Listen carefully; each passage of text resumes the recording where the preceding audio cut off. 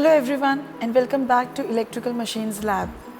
In today's practical, we are going to perform magnetization of DC generator here. This table is not new to you. We have done our second practical, speed control of DC shunt motor here. And on the same table, we are having extension of generator and we will be using generator now for our practical.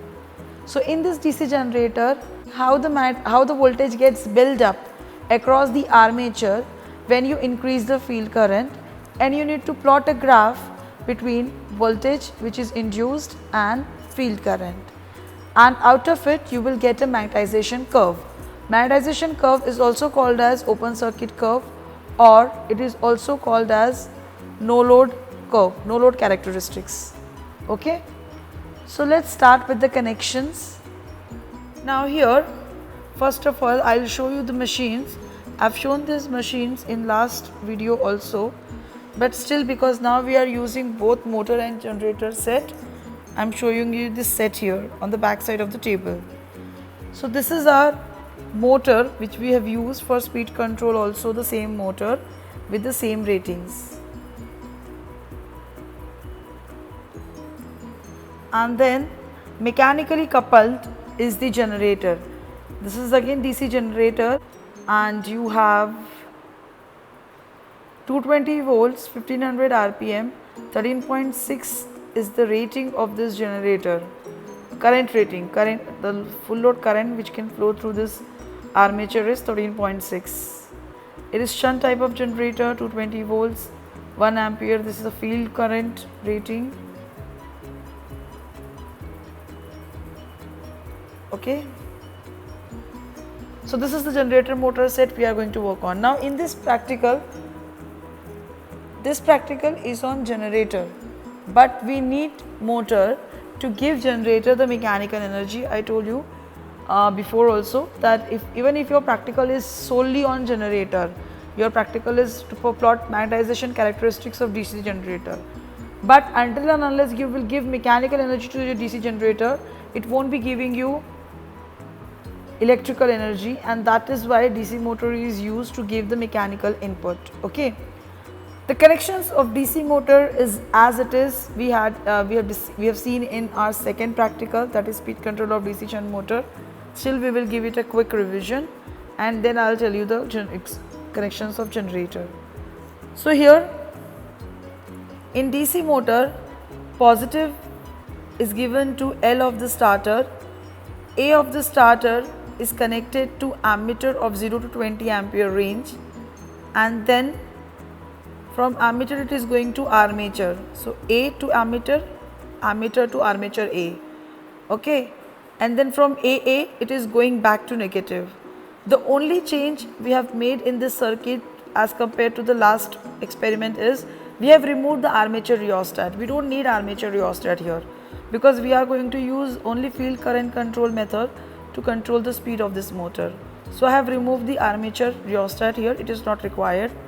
Then from F it is going to field rheostat, from field rheostat it is going to ammeter as it is, and then it is the FF is connected to negative. So this is how the field circuit is completed. Let's come on the generator side. On generator side we have armature connected between A and AA of the generator. You can see the G written over there. That is nothing but the symbol of armature, that is the armature of the generator. And you can see field winding which is connected with F. F is representing the field winding over there. Alright, so the connections are so done that we will be giving supply to the field winding with the help of this potentiometer, and we will be having an ammeter in the field circuit. And we will be connecting only voltmeter across the generator, which will give us the voltage, how the voltage is getting built up. Now connections of this potentiometer is very important. Okay, you cannot afford any mistakes in the connections. So you can see the positive is given to potentiometer. Basically in rheostat we use 2 terminals, but in potentiometer we use 3 terminals. So we give positive negative to 2 fixed terminals. Like this, I am giving positive to one fixed terminal here and negative to another fixed terminal here. So positive and negatives are given to 2 fixed terminals, and then connections are made from the variable supply. This is the third terminal which gives you variable input. Okay, So from here we are connecting an ammeter, okay, positive of the ammeter 0 to 1 range ammeter we are using DC, and negative of the ammeter is going to F, and from FF it is going back to negative C, right? Simple. Positive and negative to fixed terminal. From variable terminal take one wire, connect an ammeter through an ammeter given to field winding. In between F and another terminal there is already a field winding, and then the negative of field winding is given back to negative. This is how field circuit is closed, and simply a voltmeter, positive to positive, negative to negative. Simply a voltmeter is connected across armature of the generator. This is the voltmeter of 0 to 300 range, ammeter is of 0 to 1 ampere range. Okay, so what we will do, let me explain you the procedure also. First of all, we will start the motor with the electrical supply with the DC panel. First of all, I will start the AC panel, give the supply to rectifier, switch on the rectifier, set the voltage, start the DC panel, and then we will give the supply to this table. Once the supply is given, you will switch on from this switch box.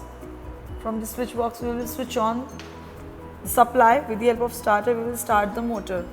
Once the motor is started, we will set the speed to 1500. Once the 1500 speed is set of DC motor with the help of field rheostat, our work with the DC motor is over. Then we will concentrate on DC generator.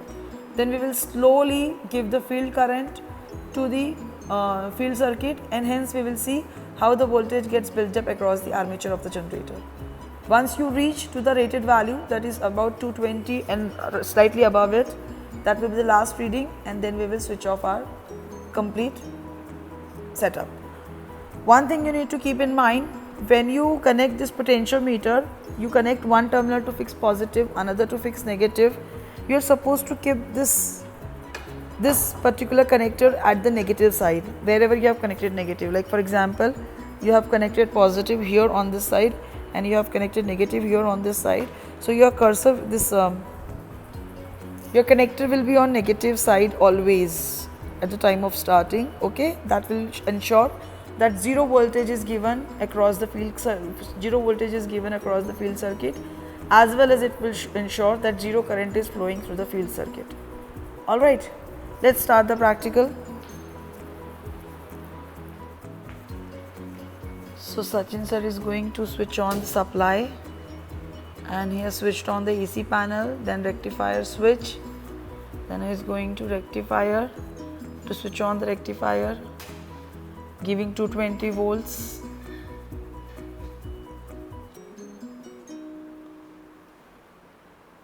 Done. And once 220 volt is given, we will switch on table number 13, switched on with the help of starter. See, when he moves the starter handle, the motor starts, and Sachin sir will check the speed and tell us what is the speed right now.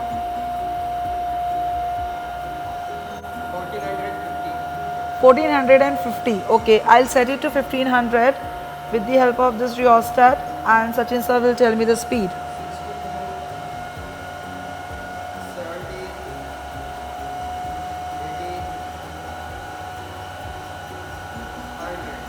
1500. So as per Sachin sir, we have reached 1500. Now the motor is doing its work. Motor is giving 1500 RPM mechanical energy to the generator, and now we will increase the field current so that we will get voltage. When there is no field current in the field winding, that time also voltmeter shows certain reading. Now it is not showing any reading because the voltage is so small. You can see 0 to 40, and I told you that it comes very less, so obviously it is not measurable from such a small voltage, is not measurable by this voltmeter, and hence we will use this clamp meter. Yeah, see 10.6, it means approximately 10 volt is already there even when the field current is 0. So that volt is due to residual magnetism. Because of the residual magnetism, even at 0 field current you are getting some voltage, and that is 10 volt, and that is because of residual magnetism. Now Sachin sir will increase the current step by step by 0.1 and hence we will see the voltage. So set it to 0.1.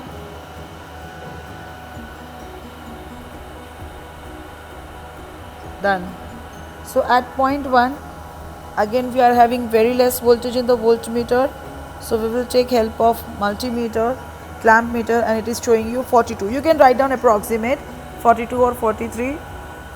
You need not to be very particular with the decimals because anyway we are going to plot a graph and it won't be possible to plot 0.9 in the graph. Then we are going for second reading 0.2.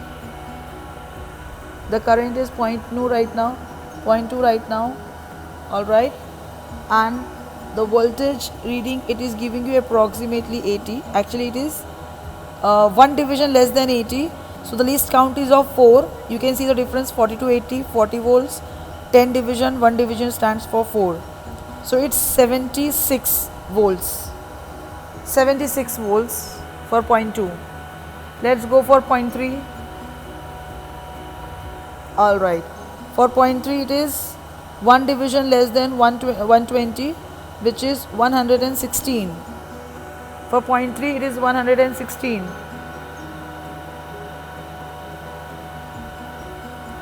Alright, we have moved to 0.4.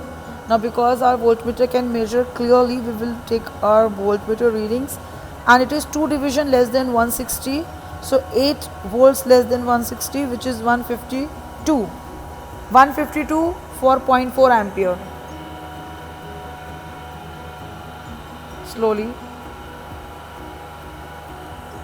For 0.5 ampere, for 0.5 field current, I'll go to voltmeter and it is showing 2 division less than 200, which is nothing but 192.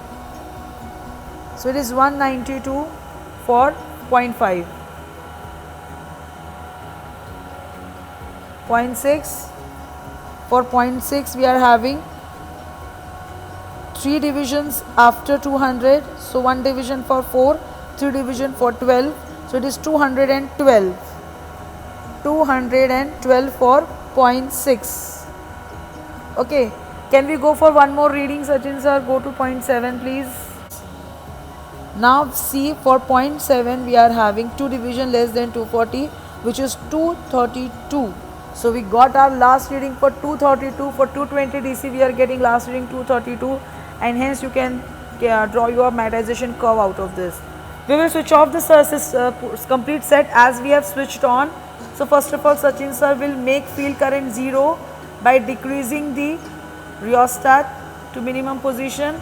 Then even the field rheostat at its minimum position, you know we keep the field rheostat at minimum position in the starting. You know the reason why. If you don't know, go back to my last video to know why we keep field rheostat at minimum position. Let's switch off and let's wait for the handle of starter to come back to its original position. Yeah, it came back to its original position and our set is switched off. I hope this is clear to all of you. This is our third experiment, magnetization of DC generator. I hope today's experiment is clear to all of you. This is our experiment number 3 to plot magnetization curve of DC generator. Alright, so this is Shraddha Banode signing off. Thank you and happy learning.